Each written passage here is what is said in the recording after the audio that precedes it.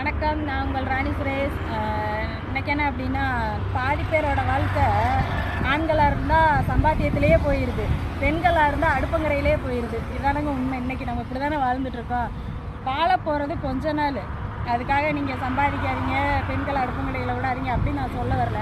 அதுக்குள்ளேயே அந்த வட்டத்துக்குள்ளேயே இருக்காதீங்க. ஏன்னா நாங்களுமே இப்போ வரைக்கும் அப்படி தான் இருந்துகிட்ருக்கோம்.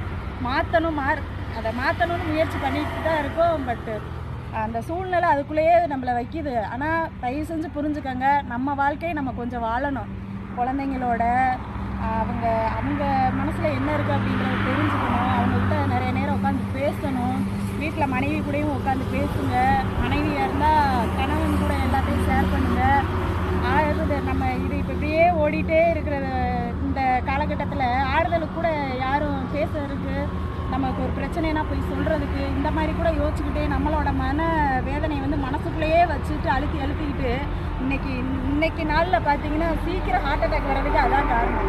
ஷேர் பண்ணுங்கள். நம்ம குடும்பத்து ஆளுங்க நம்ம ஃப்ரெண்ட்ஸுகிட்ட ஷேர் பண்ணுறதை விட பெரிய நம்ம மற்றவங்கள்ட்ட ஆறுதல் தேடி ஒன்றும் பண்ண போகிறதில்ல. உங்கள் உறவுகள்கிட்ட ஆறுதல் தேடுங்க. அவங்க மனசில் என்ன இருக்குன்னு தெரிஞ்சுக்கோங்க. கணவன் மனைவி புரிதலோடு வாழுங்க.